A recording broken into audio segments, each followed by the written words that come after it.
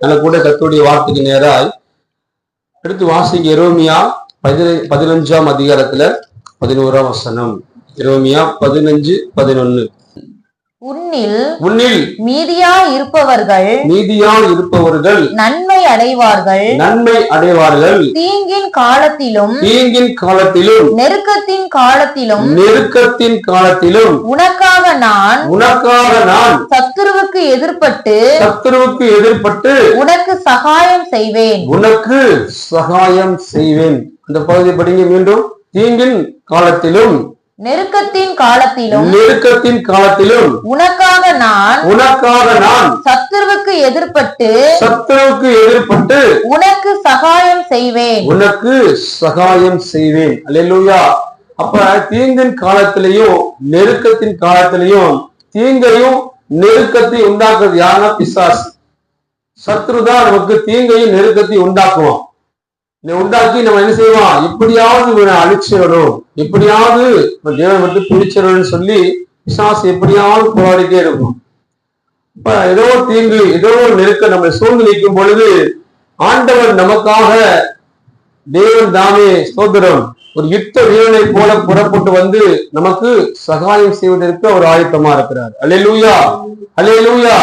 எத்தனையோ தீங்கு கடந்த நாட்களில ஏதோ ஒரு நெருக்கம், இந்த தீங்கை நம்ம மூலிகள் தீங்கை நம்ம சூழ்ந்துருவோம், இந்த நெருக்கத்துல அப்படின்னு உடஞ்சு போயிடணும் அப்படின்னு ஒரு சூழ்நிலைக்குள்ள தள்ளப்பட்டுட்டேன். ஆனாலும் கர்த்தர் பார்த்தீங்கன்னா தூதனை அனுப்பி அந்த காரியத்துல இருந்து நான் மீட்டெடுத்தார். அல்லேலூயா. ஒரு வேளைக்கு நீ இந்த வார்த்தையை கேட்கிற நீங்களும் கூட ஏதோ ஒரு நெருக்கத்தின் மத்தியில தான் வந்திருக்க பாஸ்டர். சில தீங்கான சில சூழ்நிலைகளுக்குள்ள நான் சூழ்ந்திருக்கிறேன், என்னால தப்பிக்க முடியாத நிலைமையில தான் நான் வந்த வார்த்தையை கேட்கிறேன். ஆண்டு சொல்றாரு, உங்கள் சத்துருக்களுக்கு ஆண்டவர் எதிர்பட்டு உங்களுக்கு சகாயம் செய்வதற்கு அவர் போதுமானவராக இருக்கிறார். அல்லேலூயா, அல்லேலூயா. சகாயம் அப்படின்னா என்ன அப்படின்னா ஆதரவு, உதவி, கருணை தான் சகாயம்னா அதுதான் அதுக்கு அர்த்தம். செய்தியோட தலைப்பு என்ன அப்படின்னா நெருக்கத்திலே கர்த்தர் உனக்கு உதவி செய்து விடுவிப்பார். அல்லேலூயா. நம்முடைய நெருக்கத்திலே கர்த்தர் நமக்கு உதவி செய்து நம்மளைய விடுவிப்பதற்கு ஒரு போதுமானவராக இருக்கிறார். இந்த செய்தியோட தலைப்பு. அடுத்து வாசிங்க சங்கீதம் 37ஆம் சங்கீதம் 12ஆம் வசனம். சங்கீதம் 37:12. துன்மார்க்கன் நீதிமானுக்கு விரோதமாய் தீங்கு நினைத்து அவன் பேரில் பற்கடிக்கிறான். கவனிங்க, துன்மார்க்கன் யார் ஆண்டவருக்கு பிரியமில்லாத காரியங்களை செய்யறாங்களோ அவன் துன்மார்க்கன். அப்ப துன்மார்க்கன் நமக்கு யாரு? நமக்கு எல்லாரும் துன்மார்க்கன் யாரு? ஒரே ஒரு ஆள் யாரு? பிசாசு, சத்துரு. அவன் என்ன செய்வான்? அவனுக்கு யார் செவி கொடுக்கிறாங்களோ, அவங்களுக்கு யாரு பிரியமான பாதைகள்ல நடக்கிறாங்களோ அவனுடைய பாதைகள்ல, சத்துருவின் பாதைகளில அவங்க எல்லாம் யாரு? துன்மார்க்கன். கர்த்தருக்கு பிரியமில்லாத காரியங்களை, அவர் அருவருக்கக்கூடிய காரியங்களை நம்ம செய்வோமானால் தேவைப்படி நம்ம துன்மார்க்கன். அப்ப துன்மார்க்கன் நீதிமானுக்கு விரோதமாய் தீங்கு நினைக்கிறான், மாத்திரமல்ல பற்கடிக்கிறான். எப்படியாவது இந்த காரியத்துல அவனை அழிச்சிடணும், எப்படியாவது இவனை ஆண்டரை விட்டு பிரிச்சிடணும், எப்படியாவது இவனை ஒண்ணுமில்லாம ஆக்கிடணும். பல சதித்திட்டங்களை பிசாசு நமக்கு விரோதமாய் செயல்படுத்தி கொண்டேதான் இருப்பான். ஆனாலும் கர்த்தர் நமக்கு சகாயம் பண்ணுவதற்கு அவர் போதுமானவராக இருக்கிறார். அடுத்து படிங்க சங்கீதம் 41ஆம் சங்கீதம் 1ஆம் வசனம். சங்கீதம் 41:1. சிறுமைப்பட்டவன் மேல் சிந்தை உள்ளவன் பாக்கியவான்.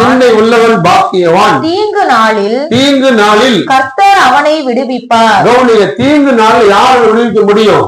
கர்த்தரா மட்டும்தான் முடியும். நமக்கு ஒரு தீங்கு வந்துருச்சு அப்படின்னா நம்ம எந்த மனுஷனிடத்துல போய் உதவியை நாடுனாலும் செய்ய மாட்டாங்க, நமக்கு உதவி செய்ய மாட்டாங்க.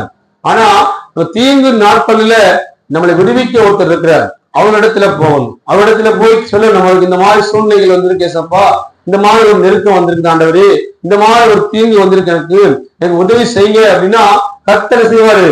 அதுக்குண்டான பாதைகளில, அதுக்குண்டான வழிகளில் நம்மளை நடத்துவார். இன்னைக்கு அநேக சூழ்நிலைகள் நமக்கு நெருக்கடியும் ஒரு தீங்கு வந்துருச்சு அப்படின்னா நம்ம என்ன செஞ்சிருவோம்? யாராவது உதவியை நாடிப்போம். நீங்க மாத்திரமல்ல, நானும் கூட.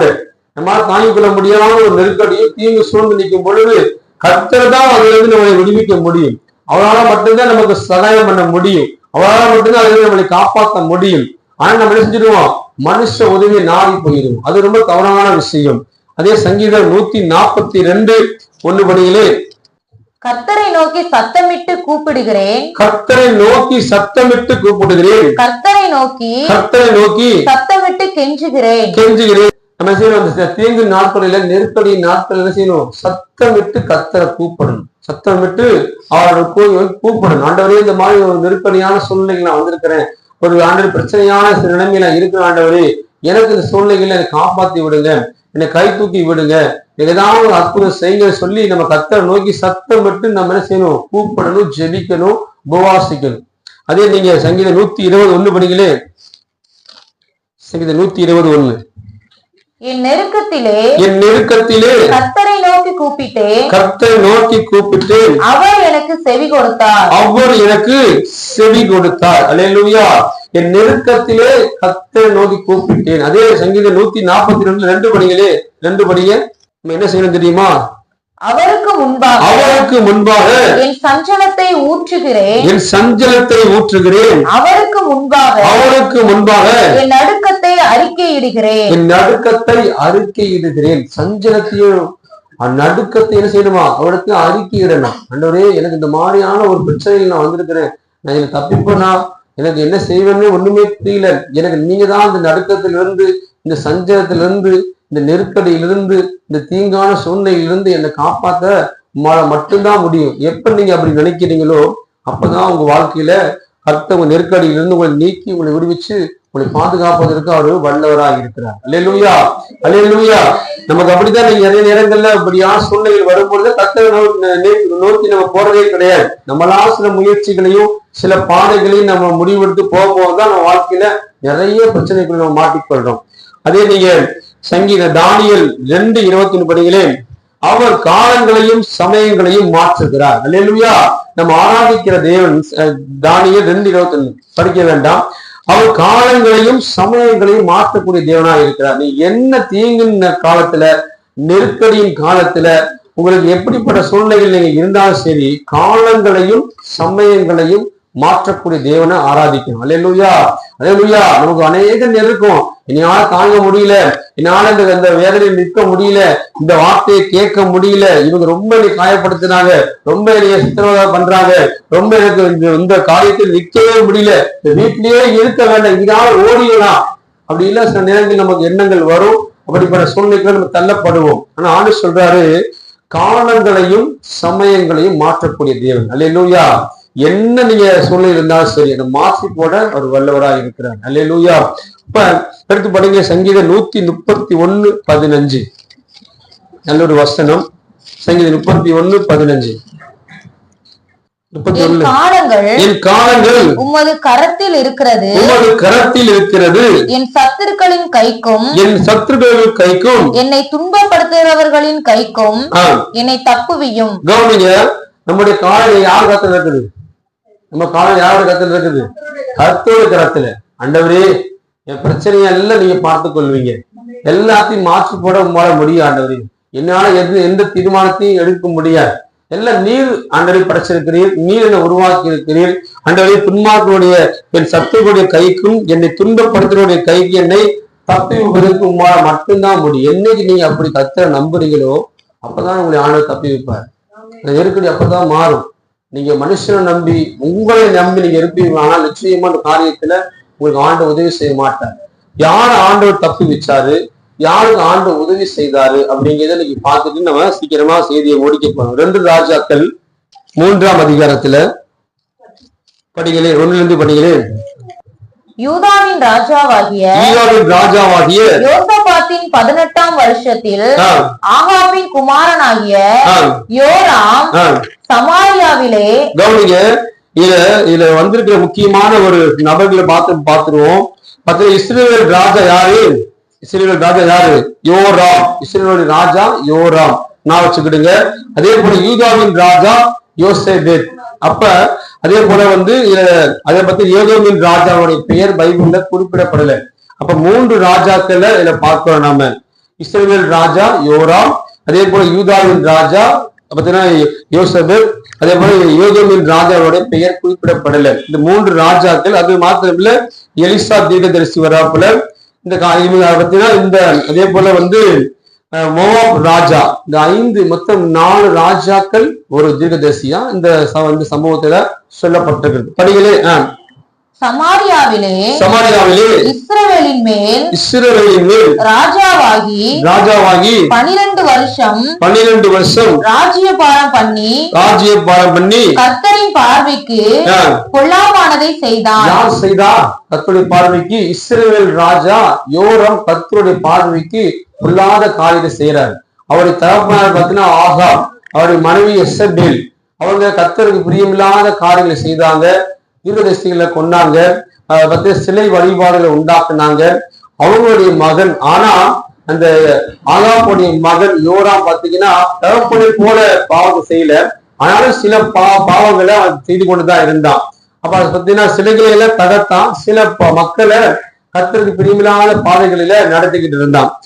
படிக்கல பாத்தீங்கன்னா 4ஆம் வசனம் படிங்க. 4ஆம் வசனம். மோவாபின் ராஜாவாகிய மோசா ஆடு மாடுகள் பெரித்தவனாய் இருந்து. அப்ப இஸ்ரவேல் ராஜா ஆகாப் அப்பா உயிரோடு இருக்கிறதுக்கு முன்னாடி என்ன செய்வானா, அந்த ஆகாப் ராஜா என்ன செய்வான், மோசா என்ன செய்வான், ஆடு மாடுகளை அதிகமாய் உடையவனா இருந்தான். அவன் செய்வான், இஸ்ரவேல் ராஜாவுக்கு ஆடுகளையும் ஆட்டு மயிர்களையும் கொடுப்பது வழக்கமா வைத்திருந்தான். எவ்வளவு ஆளுக்கு பாருங்கள். படிகளே. இஸ்ரவேலின் ராஜாவுக்கு 1,00,000 ஆட்டுக்குட்டிகளையும் 1,00,000 குறும்பாட்டு கடாக்களையும் செலுத்தி வந்தான். ஆகாப் இறந்து போன பின் இஸ்ரவேல் ராஜா ஆகாப் இறந்து போன பிறகு அதே ஆடுகளையும் அந்த ஆட்டு கடாக்களையும் அவருடைய மகன் யோராமுக்கு கட்டாயம் கொடுக்கணும். மோவாபின் ராஜா இஸ்ரவேலின் ராஜாவுக்கு விரோதமாய் கலகம் பண்ணினான். கொடுக்கல. அவருடைய இஸ்ரவேல் ராஜா ஆகாப் மரிச்சு போன பிறகு ஆகாப் ராஜாவுக்கு பயந்து எல்லாம் கொடுத்துக்கிட்டு இருந்தான் மோவாப் ராஜா. ஆனா அப்பா மரிச்ச பிறகு தன்னுடைய ஸ்தானத்துல ஒரு மகன் யோராம் ராஜா ஆன பிறகு இந்த ஆட்டு கடாக்களையும் ஆட்டுக்குட்டிகளையும் எதுவுமே கொடுக்கல. கொடுக்காதனால பாத்தீங்கன்னா 2 பேருக்குள்ள ஒரு பிரச்சனை வருது. படிகளே. அக்காலத்திலே யோராம் என்னும் ராஜா சமாரியாவில் இருந்து புறப்பட்டு இஸ்ரவேலை எல்லாம் லக்கம் பார்த்து போய். கவனிய, உடனே ஆட்டுக்கு நாட்களை கொடுக்காத இஸ்ரவேலுக்கு விரோதமாய் மோவாப் ராஜா செய்யறாரு, போருக்கு உண்டான காரியங்களை செய்யறாரு. எத்தனை மக்கள் அங்க இருக்கிறாங்க, எப்படியாவது அவங்கள போர்ல முறியடிக்கணும்னு சொல்லி பிசாசானவன் எப்படியாவது நம்மளைய முறியடிக்கணும், எப்படியாவது ஆண்டரை விட்டு விளக்கணும். அதுக்கு என்ன விதமான தந்திரத்தை எல்லாம் பயன்படுத்துவான். எல்லா விதமான தந்திரத்தை நம்ம ஆலயத்தை வரக்கூடாத படிக்கிற செய்வான். சூழ்நிலைகளை உண்டாக்கிட்டே இருப்ப பிசாஸ். ஏதோ ஒரு காரியத்தை உண்டாக்கிட்டே இருப்போம். ஆண்டரை விட்டு விலகுவதற்கும் கர்த்தரை விட்டு தூரம் போவதற்குண்டா என்னென்ன வழியோ நமக்கு அந்த வழியை பார்த்து நமக்கு பிரயோஜனமான வழியா இருக்கும். அந்த வழி நம்ம தட்ட முடியாத வழியா இருக்கும். அப்படியா சில காரியத்தை பிசாசு உண்டாக்குவான். அப்படித்தான் இஸ்ரவேல் ராஜாவுக்கு விரோதமாக மோவாப் ராஜா போர் தொடுப்பதற்கு அவங்க எத்தனை மக்கள் இருக்கிறாங்க சொல்லி இலக்கம் பார்க்கிறான். பார்த்துட்டு அவன் இந்த வார்த்தை கேள்விப்படக்கூடிய இஸ்ரவேல் ராஜா யோராம் என்ன செய்யறாரு, பயந்து போறாரு. பயந்து போய் என்ன செய்யறாரு பாருங்களே, படிங்களே, பயந்து போய் 7 படிங்க. மோவாபின் ராஜா எனக்கு விரோதமாய் கலகம் பண்ணினான். மோவாபியர் மேல் யுத்தம் பண்ண கூட வருகிறாரா என்று யூதாவின் ராஜாவாகிய யோசபாத்தை கேட்டு அனுப்பினதற்கு. போதும். அப்ப இந்த 3 ராஜாக்கள் தான், 4 ராஜாக்கள் பார்த்தோம் நாம. அப்ப அதுல முக்கியமான ராஜா யாருன்னா இஸ்ரவேல் ராஜா.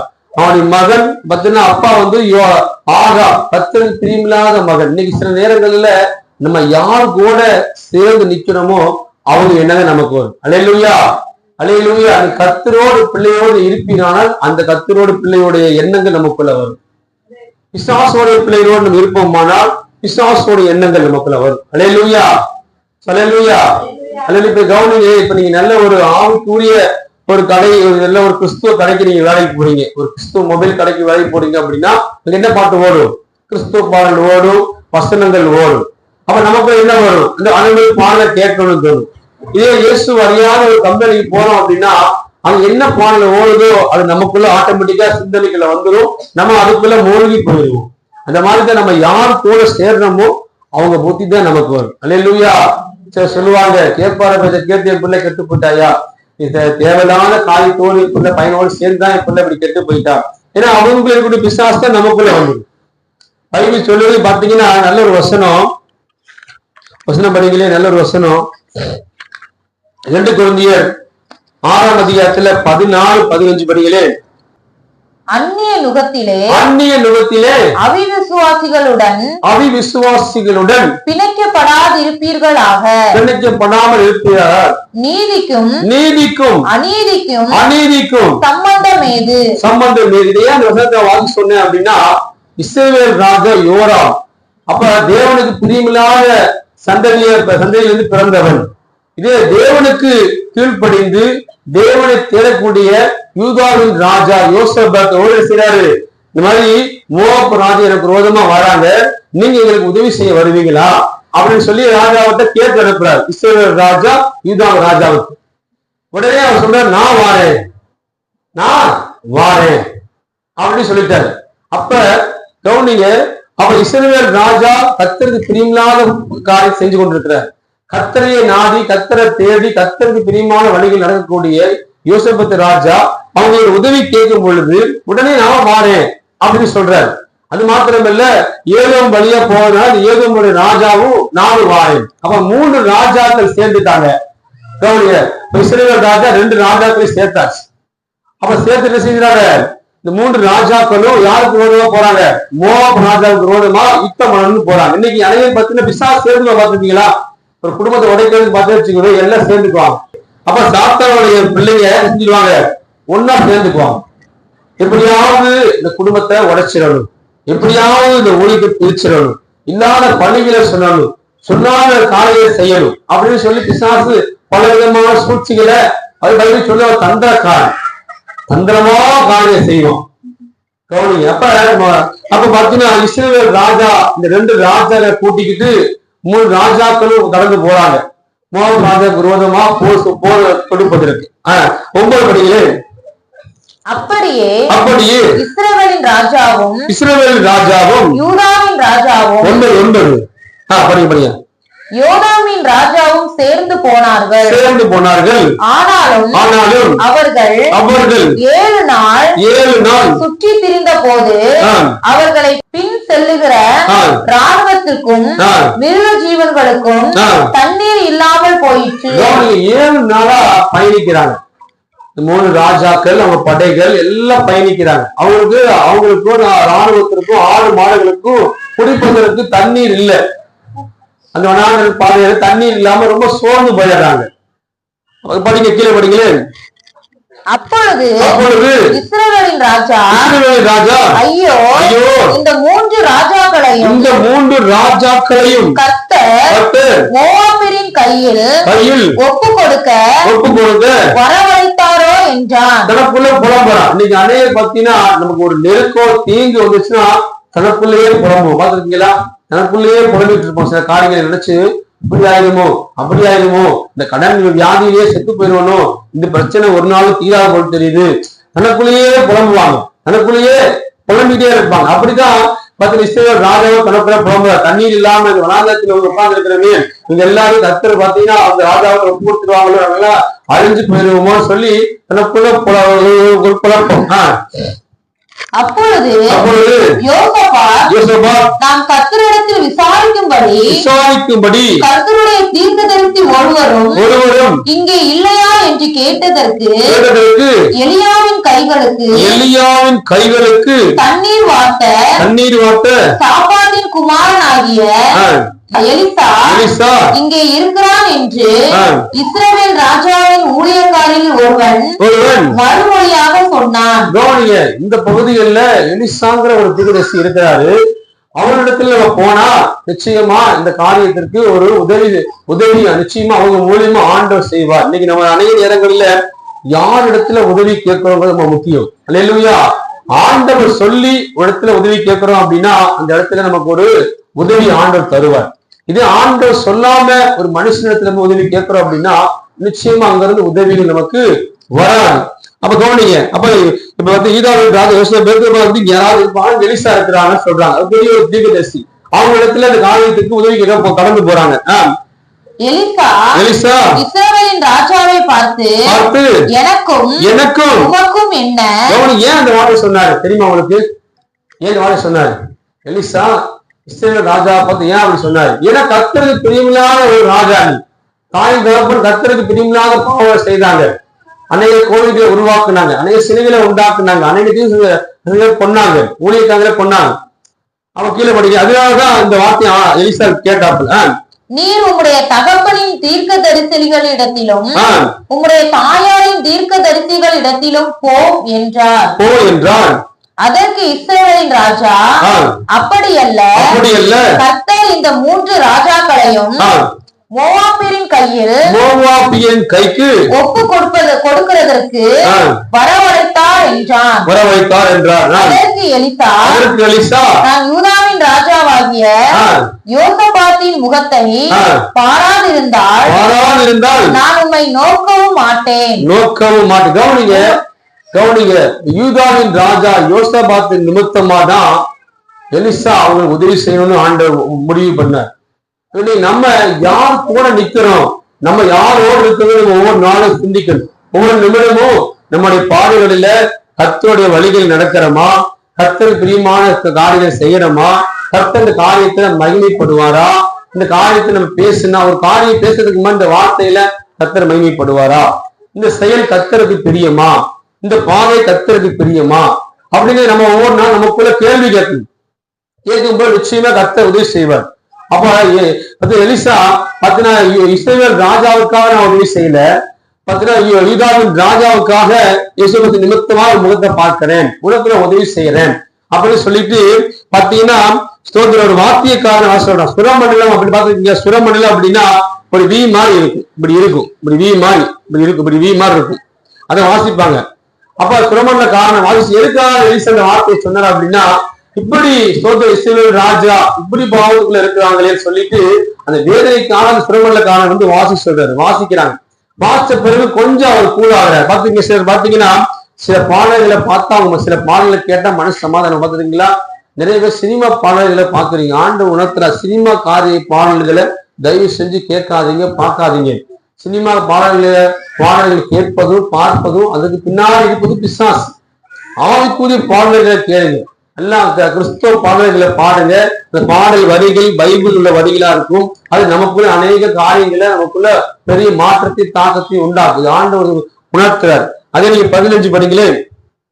இப்போது இல்ல 14.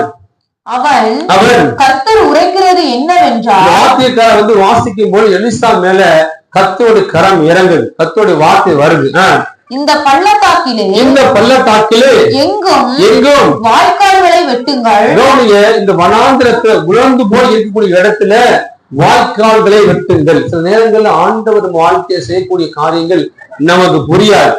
சில காரியத்தை ஆண்டவர் அனுமதிக்கிறார்னா அது நன்மைக்கு. இந்த கேஸ் இன்னும் தீர்ப்பாகலன்னா அது நன்மைக்கு. இந்த வியாதி வந்திருக்குன்னா நன்மைக்கு, இந்த பிரச்சனை வருதுன்னா நன்மைக்கு, இந்த தீங்கு வருதுன்னா நன்மைக்கு, நெருக்கடி வருதுன்னா நன்மைக்கு. அது ஏதோ ஒரு நன்மை இருக்கும். அது புரியாம நீங்கள் நானும் சில நேரங்கள் புலம்புவோம், கர்த்தர் நோய் கேள்வி கேட்போம். அவருடைய ஒரு நாள் நீங்கள் செய்யக்கூடாது. ஏதோ ஒரு காரியத்துக்காக ஆண்டவர் இந்த காரியத்தை செய்கிறார் அப்படின்னு நம்ம விசுவாசிக்கணும். அப்ப எலிசா மேல கர்த்தருடைய வல்லமை இறங்கி இந்த உலர்ந்த பள்ளத்தாக்குல நீங்க வாய்க்கால வெட்டுங்க, பள்ளங்களை வெட்டுங்கள் சொல்றாரு. உடனே அவர் கீழ்படுகிறாங்க. படிகளே, நீங்கள் காற்றையும் காண மாட்டீர்கள், மழையையும் காண மாட்டீர்கள். ஆனாலும் நீங்களும் உங்கள் ஆடு மாடுகளும் உங்கள் மிருக ஜீவன்களும் குடிக்கும்படிக்கு இந்த பள்ளத்தாக்கு தண்ணீரால் நிரப்பப்படும் என்று கர்த்தர் சொல்லுகிறார். இது கர்த்தரின் பார்வைக்கு அற்ப காரியம். உங்க வாழ்க்கையில காற்றும் இல்ல, ஆசீர்வாதம் வருவதற்கு வழியும் இல்ல, நான் உயர்ந்து போவதற்கு உண்டான எந்த பாதையும் இல்ல, ஆனாலும் எல்லாம் வறட்சியாய் ஒன்றும் இல்லாமல் இன்னைக்கு நீங்க வார்த்தையை கேட்கலாம். சொல்றாரு, வரக்கூடிய நாட்களில் நீங்க விசுவாசிங்க, ஆண்டவர் நிச்சயமா என் வாழ்க்கையில பெரிய ஒரு மாற்றத்தை செய்வார். நெருக்கடியிலிருந்து எப்படியாவது விடுவிப்பாரு, எப்படியாவது பாதுகாப்பார், எப்படியாவது உதவி செய்வார். எப்படி நீ சில நேரம் கேட்கிறீங்க, எப்படி நடக்கும் ஆண்டவரே, எப்படி சூழ்நிலைகள் மாறும்?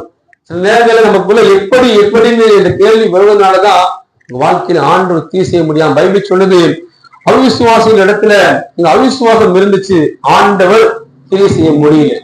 நமக்குள்ள அவிசுவாசம் இருந்துச்சுன்னா நிச்சயமா கர்த்தர் தீ செய்ய மாட்டார். நமக்குள்ள விசுவாசம் இருந்தா மட்டும்தான் நமக்குள்ள ஆண்டவர் தீ செய்வார். இந்த வீடு எப்படியாவது ஆண்டவர் கட்டிடுவாரு, எப்படியாவது கோவிலை கொடுத்துருவாரு, எப்படியாவது ஒரு நன்மை நடக்கும், எப்படியாவது அற்புதம் நடக்கும். அல்லேலூயா. அப்ப நம்ம காற்றையும் காண முடியாது, மழையும் காண முடியாது, ஆனால் இந்த பள்ளத்தாக்கு நிரம்பும். வனாந்திரத்துல நீங்க வாய்க்கால விட்டுங்க, நீங்க வாழ்க்கை இன்னைக்கு வனாந்திரமா இருக்கலாம். ஆண்டு சொல்றாரு, நீங்க வார்த்தை கீழ்படுத்தினால் விசுவாசிப்பினால் நெருக்கடியிலே கர்த்தர் உங்களுக்கு உதவி செய்து விடுவிப்பதற்கு போதுமானவராய் இருக்கிறார். உடனே வாய்க்கால வெட்டியாச்சு. அது கர்த்தர் பார்வைக்கு ஆச்சரியமா ஆயிடுச்சு. மோவாபியரையும் உங்கள் கையிலே ஒப்பு கொடுப்பார், உங்கள் கையிலே ஒப்பு கொடுப்பார். நீங்கள் சகல கோட்டைகளையும் சகல திறந்த பட்டணங்களையும் தகர்த்து நல்ல மரங்களை எல்லாம் வெட்டி நீரூற்றுகளை எல்லாம் தூர்த்து நல்ல நிலங்களை எல்லாம் கல் மேடுகளாக்கி கெடுப்பீர்கள் என்றார். மறுநாள் காலமே பழி சுரண்டப்படும் நேரத்தில் இதோ தண்ணீர் யோர்தான் தேச வழியால் வந்ததினால் தேசம் தண்ணீரால் நிரப்பிற்று. பள்ளத்தாக்குல தண்ணீரால் நிரம்பிடுச்சு. எப்படி தண்ணீர் வந்துச்சு தெரியாது, எப்படி இந்த பிரச்சனை மாறும் தெரியாது, எப்படி சூழ்நிலை நடக்கும் மாறும் தெரியாது. கர்த்தர் எப்படியாவது இந்த நெருக்கடியை பிரச்சனையை மாற்றி போடுவதற்கு அவர் போதுமானவராக இருக்கிறார். நம்ம விசுவாசிக்கணும். அது 21 தங்களோடு யுத்தம் பண்ண ராஜாக்கள் வருகிறதை மோவாபியர் எல்லோரும் கேட்டபோது அவர்கள் ஆயுதம் தரிக்கத்தக்க வயதுள்ளவர்களையும் அதற்கு மேல் தரமானவர்கள் எல்லோரையும் கூட்டி அழைத்து கொண்டு வந்து எல்லையிலே நின்றார்கள். பாத்தீங்கன்னா வந்துகிட்டு இருக்கிறாங்க 3 ராஜாக்கள் படைகள் எல்லாம் வருது. நம்ம யுத்தம் பண்ண சொல்லி 3 ராஜாக்கள் வராங்க. ராஜாவும் படையோடு நிற்கிறார். இதுக்கு இடையில பள்ளத்தாக்குல வெட்டப்பட்டு தண்ணீரால் தேவன் தண்ணியை நிறைத்திருக்க, காற்றும் இல்ல மழையும் இல்ல, ஆனால் தண்ணீரால் நிறைத்திருக்கிறார். தண்ணி எங்க தெரியாது. கடைசியில் என்னாச்சுன்னா அவங்க வரும் பொழுது சூரியன் உதிக்கும் பொழுது சூரியன் அந்த தண்ணீர்ல படும் பொழுது ரத்தமாய் காணப்பட்டது. பாத்தீங்கன்னா இந்த கன்னியாகுமரி, நீங்க கன்னியாகுமரி தானே, கன்னியாகுமரியில பார்த்தீங்கன்னா கடல் சூரியன் அப்படியே உதிக்கிற மாதிரி இருக்கு. நான் பார்த்ததே இல்லை, ஆனா சூரியன் உதிக்கும் போது பார்த்தா சிவப்பா கடல் அப்படின்னு சொல்லி செல்போன்ல பார்த்திருக்கிறேன் நான். அப்போ பாத்தீங்கன்னா சூரியன் சிவப்பா தான் இருக்கும் அப்படின்னு சொல்லி நம்ம நினைச்சு கொள்வோம். ஆனா தண்ணி சிவப்பா இருக்கும். அந்த மாதிரி இந்த பள்ளத்தாக்குல சூரியன் உதிக்கும் பொழுது தண்ணி சூரிய ஒளி படும் பொழுது தண்ணீர் பார்ப்பதற்கு சிவப்பாய் ரத்தம் போல காணப்பட்டது. அப்ப இதை பார்த்த மோவாபிய தேசம் பார்த்தீங்கன்னா அவங்க எல்லாம் அழிஞ்சிட்டாங்க அப்படின்னு சொல்லிட்டு இவங்க முன்னாடி வராங்க. இதெல்லாம் 3 ராஜாக்கள் சேர்ந்து எல்லாத்தையும் அழிச்சு பட்டணங்கள் கோட்டைகள் எல்லாத்தையும் திறந்து போட்டு அந்த ராஜாக்கள் திருப்பி அந்த தேசத்துக்கு வராதபடி கர்த்தர் முறியடித்து கொடுத்தார். தேவ பிள்ளைகளே, நம்ம வாழ்க்கையில கூட ஸ்தோத்திரம், நீ காற்றையும் காணல மழையும் காணல, ஆனாலும் உங்க வாழ்க்கையில பள்ளத்தாக்கா இருக்கக்கூடிய நெருக்கடியா இருக்கக்கூடிய சில காரியங்கள் தண்ணீரால் நிரப்பப்படும். சூழ்நிலைகளை அவரு மாற்றி போடுவார், பிரச்சனைகளை அவர் மாற்றி போடுவார். நம்ம விசுவாசிக்கணும், நம்ம விசுவாசிக்கணும். எப்படியாவது சூழ்நிலைகள் மாறும், எப்படியாவது பிரச்சனைகள் மாறும், எப்படியாவது கர்த்தரை மாற்றி போடுவார், எப்படியாவது கர்த்தர் செய்வார். அப்படி விசுவாசம் நமக்குள்ள இருக்கு. அல்லேலூயா. யார் எழுந்திருப்போமா? அதே நீங்க உபாகமம் 28 7ஆம் வசனம் 25ஆம் வசனம். உனக்கு விரோதமாய் எழும்பும் உன் சத்துருக்களை கர்த்தர் உனக்கு முன்பாக முறிய அடிக்கும்படி ஒப்பு கொடுப்பார். ஒரு வழியாய் உனக்கு எதிராக புறப்பட்டு வருவார்கள். 7 வழியாய் உனக்கு முன்பாக ஓடி போவார்கள். இவர்களே, ஒரு வழியாய் மோவாப் ராஜா வருவதை கர்த்தர் அறிவார். ஆண்டவர் 3 ராஜாக்களோடு கூட கடந்து போகும் பொழுது எலிசாவின் மூலியமாய் தேவனுடைய வார்த்தை இந்த புலர்ந்து போன வேலைக்கு வாழ்க்கை கூட உணர்ந்து போயிருக்கலாம். நெருக்கடியில தீங்குல நான் அப்படியே மூழ்கி போய் இருக்கிறேன், எனக்கு சஞ்சலத்தை நான் ஊற்றுறேன், நான் உங்கள்கிட்ட அறிக்கை இடுறேன், கர்த்தாவே நோக்கி நான் கூப்பிடுறேன் ஆண்டவரே, எனக்கு செவி கொடுங்கன்னு சொல்லி அநேக நாட்கள்ல கெஞ்சு கொண்டிருக்கிறீங்க. ஆண்டு சொல்றார், இந்த நெருக்கடியிலேயே நான் உன்னை விடுவிப்பேன் என்று ஆண்டவர் திட்டம் பண்ணுகிறார். திட்டமாக ஒரு ஆண்டு பேசிக் கொண்டிருக்கிறார். ஆண்டவர் யோசபாத் ராஜாவின் முகத்தை பார்த்து இந்த 3 ராஜாக்களுக்கும் மிருக ஜீவன்களுக்கும் இராணுவத்துக்கும் ஆண்டவர் உடைய வார்த்தை வந்து அந்த வனாந்திரத்துல பள்ளத்தாக்கு வெட்டப்பட்டுச்சு. காற்றும் இல்ல, மழையும் இல்ல, தண்ணீரால் தேவன் நிரப்பினார். இது அவருடைய பார்வைக்கு அற்ப காரியமாக இருந்துச்சு. இன்னைக்கு வாழ்க்கை கூட உணர்ந்து போய் காணப்படலாம், வறண்டு போய் காணப்படலாம், தீங்கு அணைய நிக்கலாம், தீய அணைய நிக்கலாம், நெருக்கடின் மத்தியில் நீங்க வந்திருக்கலாம். என்ன செய்வோம், என்ன செய்ய போகிறோம், தேவன் என்ன செய்வார் ஒன்றுமே புரியல. ஆனாலும் ஏதாவது அற்புதத்தை அவர் செய்வார் என்று நீங்கள் விசுவாசிப்பீர். ஆனால் தேவ பிள்ளைகளே, ஆண்டவர் சொல்கிறார், நிச்சயமாய் முடிவு உண்டு, நம்பிக்கை வீண் போகாது. உங்களுக்கு முன்பாக ஒரு வழியாய் புறப்பட்டு வருவார்கள், அவர் 7 வழியாய் ஓடி போவார்கள். உங்க கண்கள் பார்க்கும். இன்னைக்கு சில பிரச்சனைகள் வழியா நீங்க கடந்து, பிரச்சனைகள் கடந்து உங்களை வந்திருக்கலாம். ஆண்டவர் சொல்றாரு, நீங்க விசுவாசித்தீங்கன்னா எப்படி நடக்காண்டவரே, எப்படி மாறும், இந்த காரியத்துல எப்படி ஒரு ஜெயம் உண்டாகும், நீங்க ஒருவேளை நீங்க எப்படி அப்படிங்கிற வார்த்தை இனிமேல் கேட்காதீங்க.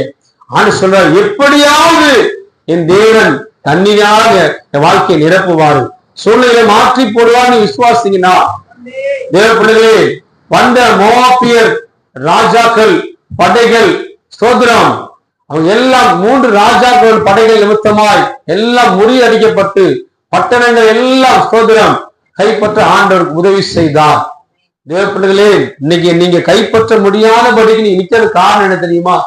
எப்படி ஆண்டவரே சூழ்நிலைகள் மாறும், எப்படி ஆண்டவரே அந்த வியாதி தீரும், எப்போதுப்பா ஒரு குழந்தை பிறக்கும், எப்போதுப்பா ஒரு கல்யாணம் நடக்கும், என்னைக்கு ஆண்டவர் கடன் பாரத்துல இருந்து எனக்கு விடுதலை கிடைக்கும், இந்த வியாதியில இருந்து என்னைக்கு எப்பப்பா விடுதலை கிடைக்கும்.